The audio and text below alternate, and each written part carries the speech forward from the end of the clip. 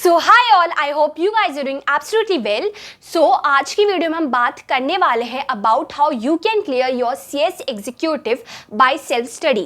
And अभी वाले video में हम बात करेंगे आप कैसे मॉड्यूल 1 सेल्फ स्टडी से क्लियर कर सकते हो, और इसके बाद वाला वीडियो जो ऑलमोस्ट शाम तक डल जाएगा, ठीक है, उसमें मॉड्यूल 2 रिलेटेड सब कुछ हम डिस्कस करेंगे। एंड ऑल्सो मैं 2 डिफरेंट वीडियो इसलिए बना रही हूँ क्योंकि बहुत सारे बच्चे सिर्फ एक ग्रुप देते हैं, तो उनको सिर्फ मॉड्यूल 1 जिनको जानना है वो देख सकते हो, और बोथ ग्रुप वाले बोथ वीडियो देख लेना, ठीक है। सो स्टार्ट करते हैं। मॉड्यूल 1 आप कैसे पढ़ सकते हो। सबसे पहले ये याद रखो कि मॉड्यूल 1 में 4 सब्जेक्ट है, ठीक है, उसमें से एक प्रैक्टिकल है और बाकी सब theory. And trust me on this, जो प्रैक्टिकल सब्जेक्ट है ना, सबसे ज्यादा मॉड्यूल 1 में लोगों को यही परेशान करता है, और एंड तक लोग समझ नहीं पाते कि इसको कैसे प्रिपेयर करेंगे। इसलिए मैं बोलूंगी अभी से लेकर एग्जाम तक ये जो तुम्हारा कॉर्पोरेट फंडिंग का पेपर है उसको डेली पढ़ो। Like trust me on this, 2 hours बस डेली करना है। लेकिन वो एंड वाला प्रेशर पूछ लो आपके सीनियर्स से, उनको सबसे ज्यादा मॉड्यूल 1 में सिर्फ और सिर्फ प्रैक्टिकल सब्जेक्ट ही परेशान करता है, ठीक है। इसलिए बोलूंगी तुम्हें एक दिन में 2 सब्जेक्ट करो और एक प्रैक्टिकल सब्जेक्ट डेली चलाओ, ठीक है। तुम्हारा कॉर्पोरेट फंडिंग डेली करो, और तुम बोथ ग्रुप दे रहे हो तो क्या करो, जब मॉड्यूल 1 की प्रिपरेशन कर रहे हो तब अभी कॉर्पोरेट फंडिंग पूरा कर लो, और जब मॉड्यूल 2 की प्रिपरेशन कर रहे हो तब टैक्स कर लेना। वो मैं अभी अपकमिंग वीडियो में बताऊंगी कि मॉड्यूल 2 में कैसे करने का, ठीक है। इन शॉर्ट बोल रही हूँ, एक दिन में 2 सब्जेक्ट उठाओ, एक थ्योरी और एक प्रैक्टिकल। प्रैक्टिकल तुम्हारा कॉर्पोरेट फंडिंग फिक्स ही रहेगा, ठीक है, अभी से लेकर एग्जाम तक 2 to 3 hours, 2 hours minimum, 3 hours maximum, क्योंकि आप इसको डेली कर रहे हो, ठीक है। उसके साथ एक थ्योरी। अभी थ्योरी में तुम सीक्वेंस ऐसा कर सकते हो, सबसे पहले GIGL ले लो, ठीक है, उसके बाद कंपनी लॉ और सेटिंग अप ऑफ बिजनेस। पहले कंपनी लॉ कर लो, क्योंकि कंपनी लॉ का बहुत ज़्यादा base setting up of business में काम आएगा, ठीक है। तो तुम्हें सेटिंग अप ऑफ बिजनेस बहुत ज़्यादा ईजी लगेगा, और वो ईजी है भी, ठीक है, इसलिए बोलूँगी।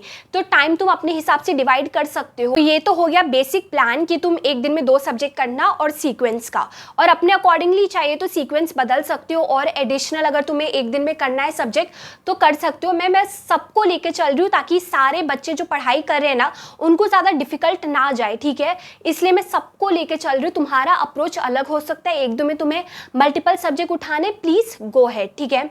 ये तो हो गया पहला चीज। उसके बाद तुम्हें देखना है वीडियो लेक्चर्स। मैंने ये जो हमें लगता है थ्योरी सब्जेक्ट है, हम रीड करेंगे, हम रट्टा कर लेंगे, ठीक है, but trust me on this, इतना सारा चीज तुम रट ही नहीं सकते। यू नीड कंसेप्ट क्लैरिटी, जो बहुत ज़्यादा इंपॉर्टेंट है, क्योंकि अगर तुम रिसेंट अटेम्प्ट की क्वेश्चन पेपर उठा के देख लो, बहुत ज़्यादा कंसेप्ट बेस्ड केस लॉ आते हैं। तो ऐसा मत समझो कि हम रीड करेंगे, हम रट लेंगे, नहीं, तुम कंसेप्ट क्लियर कर लो आराम से, और डोंट वरी, सब कुछ फ्रीली अवेलेबल है। सारे टीचर्स ऑलमोस्ट सारे चैप्टर का सब कुछ आपको इंपॉर्टेंट, हाँ इन डिटेल नहीं मिलेगा, लेकिन इंपॉर्टेंट एरिया जो टेस्टेबल पार्ट है जो एग्जाम में आएगा वो तो आराम से फ्रीली मिल ही जाता है तुम्हें, तो उसका तो चिंता मत ही करो। लेकिन रटने से अच्छा हमेशा कंसेप्ट क्लैरिटी पे ध्यान दो, ठीक है। अभी कौन कौन से टीचर्स तुम देख सकते हो, सबसे पहले GIGL के लिए तुम देख सकते हो Shubham Modi sir, unique academy, yes academy का देख सकते हो चिराग चोटरानी सर का, या फिर VG hub and also inspire academy, CS card India. And also disclaimer, ये सारे क्लासेस के अलावा बहुत सारे टीचर्स हैं, तो तुम एक काम कर सकते हो। मैं इनका इसलिए बताती हूँ क्योंकि मैंने CS एग्जीक्यूटिव या CS प्रोफेशनल में थोड़े बहुत इनके वीडियो लेक्चर्स देखे हैं, ठीक है। मैं कभी वो टीचर्स नहीं बताती जिनका मैंने एक भी लेक्चर नहीं देखा, लेकिन मार्केट में बहुत सारे अलग टीचर है जो और अच्छा पढ़ा सकते हैं। तुम्हें एक काम करना है, तुम कर सकते हो GIGL मैराथन या फिर रिविजन क्लासेस डालो, ठीक है, सर्च करो, जो लेक्चर तुम्हें दिख रहा है वो सारे टीचर्स का देखो। जिन टीचर का सबसे बेस्ट समझ रहा है उनका मैराथन या उनका रिवीजन के साथ पढ़ना चालू कर दो, ठीक है। इसमें कुछ नहीं है कि मैंने बोल दिया फिर मैंने उनसे पढ़ा वही टीचर बेस्ट है, जिनका तुम्हें समझ रहा है उनका बेस्ट है, ठीक है। मैं टीचर्स के नाम मतलब क्लासेस के नाम इसलिए बता रही हूँ कि बहुत सारे न्यू कमर्स हो, उनको नहीं पता कि कौन कौन सी क्लासेस है अभी मार्केट में, इसलिए ये सारी क्लासेस जिनसे मैंने देखा है मैं आपको बस रेफरेंस के लिए बता रही हूँ, ठीक है। ये हो गया GIGL के लिए। उसके बाद कंपनी लॉ के लिए again unique academy, yes academy का देख सकते हो, इंस्पायर एकेडमी का देख सकते हो, VG हब का देख सकते हो, CS कार्ड इंडिया का देख सकते हो। एंड ये सेटिंग अप ऑफ बिजनेस, ये सारे थ्योरी के लिए ऑलमोस्ट ये सारे क्लासेस में यूनिक का बहुत नाम है, येस एकेडमी का बहुत नाम है, CS कार्ड से देख सकते हो। तो थ्योरी के लिए तुम ये सारे टीचर्स का देख सकते हो। एंड कॉर्पोरेट अकाउंटिंग के लिए तुम inspire academy Raj Awate sir का देख सकते हो, या फिर Amit Tardal sir and also other academy. मैं एक चीज़ हमेशा रिपीट करूंगी, ठीक है, ग्रुप 2 में भी, कि प्लीज़ आप खुद जाके रिसर्च कीजिए फॉर टीचर्स। आपको रिसर्च इन द सेंस आप मैराथन देखो, रिवीजन देखो, जिनका समझ रहा है प्लीज़ गो अहेड, आपको समझना चाहिए। And also GD Saluja sir है जो थ्योरी सब्जेक्ट के लिए मैं आपको रिकमेंड कर सकती हूँ, जो बहुत ज़्यादा डिटेल में चीज़ें कवर करते, तो एकदम डिटेल में चीज़ें आपको जाननी होगी ना, तब उनका भी लेक्चर देख सकते हो फॉर दिस थ्योरी सब्जेक्ट। अभी एक बार जब आपने टीचर्स फिक्स कर लिया, ठीक है, उसके बाद जब आप पढ़ने बैठो, सबसे पहले मैं आपको ये बोलूँगी कि आप कर सकते हो, जो आप मैराथन देख रहे हो, रिविजन देख रहे हो, उनके नीचे ही वो लोग ना क्लासेस नोट्स प्रोवाइड करते, ठीक है। तो देखो मॉड्यूल बहुत ज़्यादा वास्ट है, ठीक है। एंड ऑल्सो एक फंडा जो मैंने समझा ये सारे कोर्स CS कोर्स का, ये है कि तुम्हें रीड सब कुछ करना रहता है, लेकिन लर्निंग का पार्ट लोग कम करते हैं, क्योंकि सब कुछ हम रट नहीं सकते, तो लर्निंग का पार्ट हमें कम ही करना रहता है, ठीक है। मॉड्यूल हमें पढ़ना है एक बार, उसके बाद हमें कीवर्ड्स मार्क करना रहता है, कोई खुद के नोट्स बना लेता है, तुम नोट्स भी बना सकते हो, और कैसे नोट्स बनाने का उसमें वीडियो आएगा, ठीक है। तो ये मत सोचो कि मॉड्यूल का A to Z चीज़ें तुम्हें रटना है, ये हमेशा याद रखो। एंड ऑल्सो जो एकदम ही डर जा रहे हो इतना बड़ा मॉड्यूल मैं खुद से कैसे पढ़ूंगा, तुम क्लासेस का नोट्स डाउनलोड करो और यहाँ पे थोड़े बहुत मार्किंग कर लो कि ये कंसेप्ट क्लासेस के नोट्स में, ठीक है। उससे क्या होगा, तुम्हारा जो मॉड्यूल इतना बड़ा तुम्हें चैप्टर दिख रहा है थोड़ा कंसाइज हो जाएगा, ठीक है।